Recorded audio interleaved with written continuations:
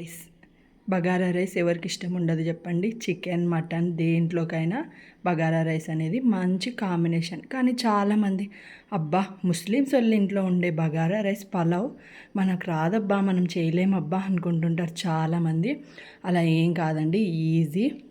నేను మీకు ఈ వీడియోలో పక్కా ముస్లిం స్టైల్లో బగారా రైస్ ఎలా ప్రిపేర్ చేసుకుంటారో క్లారిటీగా చూపిస్తున్నాను. వీడియో నచ్చితే లైక్ చేయండి, షేర్ చేయండి, సబ్స్క్రైబ్ చేసుకోండి. మరెందుకు ఆలస్యం, పదండి ప్రాసెస్ ఏంటో మీకు చూపిస్తాను. ఫస్ట్ నేను ఈ గ్లాస్తో 1.5 గ్లాస్ రైస్ అయితే తీసుకొని ఒక హాఫ్ అన్ అవర్ ముందుగానే కడిగి ఇలా నానబెట్టేసుకోవాలి. రైస్ ఎంత నానితే పలావ్ అంత బాగా మంచి పొడి పొడిగా బాగా వస్తుంది.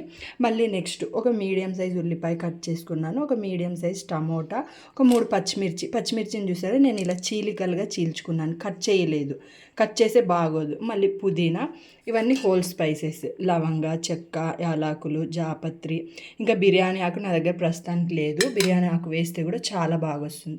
మళ్ళీ ఇది అల్లం, కొత్తిమీర, వెల్లుల్లి, లవంగా, చెక్క, ఉప్పు కలిపి పేస్ట్ చేసి పెట్టుకున్నాను. నేను ఇది ఎలా చేశానో కూడా షార్ట్స్లో అప్లోడ్ చేశాను, ఒకవేళ డౌట్ ఉంటే చెక్ చేయండి. ఈ పేస్ట్ ఇవన్నీ రెడీ చేసుకొని ఇప్పుడు పలావ్ తిరువాత వేద్దాం. నేను పలావ్ని కుండలో చేస్తున్నాను, మామూలు కడాయిలో కూడా చేసుకోవచ్చు, బోగాన్లో. కాకపోతే నా దగ్గర కుండ ఉంది కాబట్టి నేను కుండలోనే ప్రిపేర్ చేస్తున్నాను. నేను ఎప్పుడు ప్రిపేర్ చేసినా కుండలోనే ప్రిపేర్ చేసుకుంటాను, టేస్ట్ బాగా వస్తుందని. ఇదిగోండి ఇలా కుండ పెట్టి దాంట్లో కాస్త ఆయిల్ వేసుకున్నాను, ఒక 4 టేబుల్ స్పూన్స్ అనుకోండి అందాజగా. ఇలా ఆయిల్ వేసి ఆయిల్ వేడవ్వే వరకు వెయిట్ చేసి, ఇలా ఆయిల్ వేడవ్వాలి. నాకు కుండ కాబట్టి కాస్త ఆయిల్ వేడవ్వడానికి ఒక 2 మినిట్స్ టైం తీసుకుంది.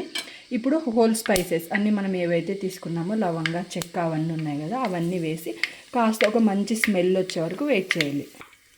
అది మంచి ఫ్లేవర్ రాగానే మనం కట్ చేసి పెట్టుకున్న ఉల్లిపాయ వేసుకోవాలి. ఉల్లిపాయ వేసి బాగా కలపాలి. కలిపి ఒక 2 నిమిషాలు మూత పెట్టి అది ఎర్రగా అయ్యే వరకు మగ్గించుకోవాలి. మధ్యలో ఒకసారి చూసి కాస్త లైట్ రెడ్ అయిన తర్వాత పుదీనా ఉంటుంది కదా, పుదీనా వేయాలి.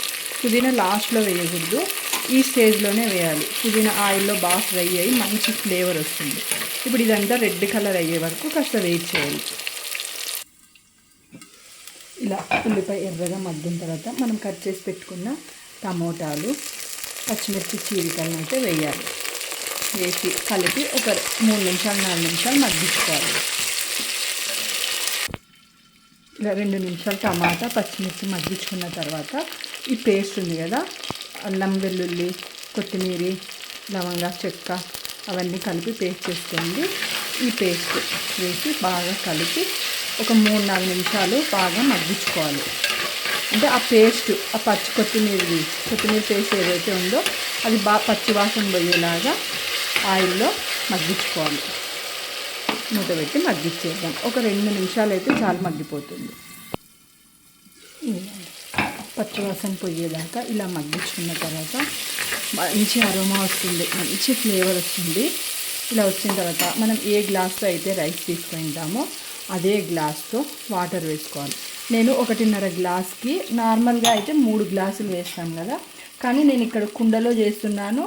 ప్లస్ బియ్యం ఒక హాఫ్ అన్ అవర్ ముందే నానబెట్టుకున్నాను కాబట్టి 2.25 గ్లాస్ వేస్తున్నాను. అంటే 1/2 గ్లాస్ వాటర్ తగ్గించేసిన, అప్పుడే కాస్త పొడి పొడిగా వస్తుంది రైస్. ఇదిగోండి ఇలా వాటర్ వేసి టేస్ట్కి తగ్గట్టు నేను ఇక్కడ రాళ్ళు ఉప్పు వేస్తున్నాను, మీరు ఏ ఉప్పు అయినా వేసుకోవచ్చు.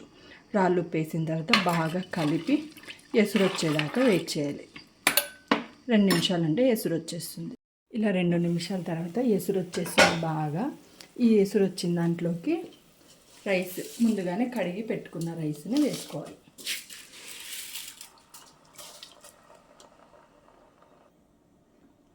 వేసుకున్న తర్వాత బాగా కలుపుకొని ఉడికించుకోవాలి. రైస్ దగ్గరికి అయ్యే వరకు గ్యాస్ హై ఫ్లేమ్లోనే పెట్టి ఉడికించుకోవాలి. రైస్ దగ్గరికి అయిన తర్వాత గ్యాస్ సిమ్లో చేసుకోవాలి. ఇలా ఈ స్టేజ్ వచ్చేదాకా గ్యాస్ని హై ఫ్లేమ్లో పెట్టి ఉడికించుకొని ఇప్పుడు గ్యాస్ని సిమ్ చేసుకోవాలి. సిమ్లో పెట్టుకొని నీట్గా మళ్ళీ ఒకసారి మసాలా అంతా సైడ్లోకి ఏమీ ఉండకుండా నీట్గా కలిపి మూత పెట్టి దమ్ చేసుకోవాలి. ఒక 5 నిమిషాలు దమ్ముకైతే చాలు.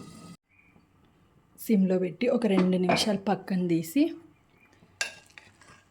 గ్యాస్ బంద్ చేసుకుంటే చాలు. అంతే, వేడివేడిగా గుమగుమలాడే ముస్లిం స్టైల్లో బగారా రైస్ రెడీ అయిపోతుంది.